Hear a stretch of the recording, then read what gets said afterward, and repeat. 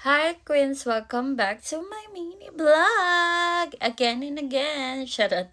For today's verse is Jeremiah 29:11. So ito, basahin ko siya sa inyo, NIV or New International Version.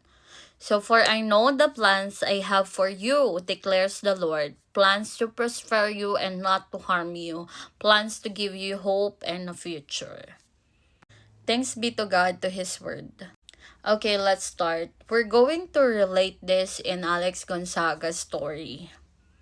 Okay, Alex Gonzaga is, for those who didn't know, Alex Gonzaga is an artist in the Philippines, and she is also a Christian.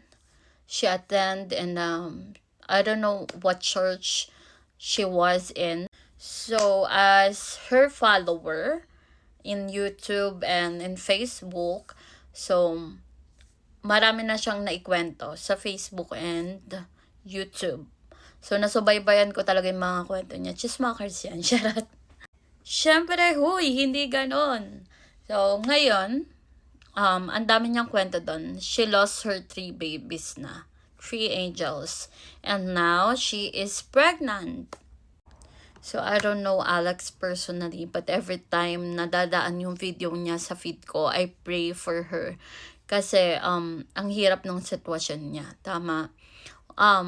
Nakaranas na rin tayo ng time na dadaan tayo sa waiting stage. Which is a hard time. Yun ang pinakamahirap, ang mag-antay. And if we read God's Word, that His plan is to give us a hope and a future. Diba? Madami pa sinabi doon, to prosper us and not to harm us. So, napakagandang word ni Lord para sa atin na magkaroon tayo ng hope. So, not just in Alex, but also in our government. Minsan nawawala na tayo ng pag-asa. But God says we have hope in Him and we have future in Him. So, ngayon sa panahon ngayon, huwag kayong mawalan ng pag-asa because God is alive. He is the King of Kings. He is the Lord of Lords. So, He knows everything. He knows the future. He knows your past, even the present. And waiting is not just waiting. Minomold lang ni Lord yung attitude natin while waiting. Because God knows it's really hard to wait.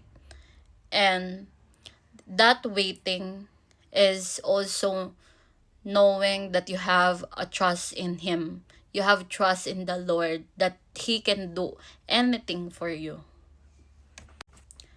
One thing that I can say right now is to have faith and trust in the Lord. Mag-partner yun sila. Si trust and faith. Maniwala ka na may Diyos and you believe that God will do everything for you. And a trust on Him. Magtiwala. Maniwala at magtiwala ka na kayang gawin lahat ng Panginoon sa'yo. But again, not all prayers are answered. But if you have faith in the Lord, you have trust on Him, kahit ano pang mangyari sa buhay mo, even bad or worst thing in your life, just surrender it to God. Because God knows everything.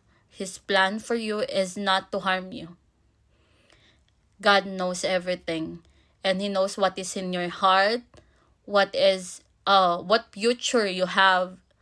So just trust in Him and surrender your heart to God. Yun lang guys. Have a great day ahead. Have a blessed day with the Lord.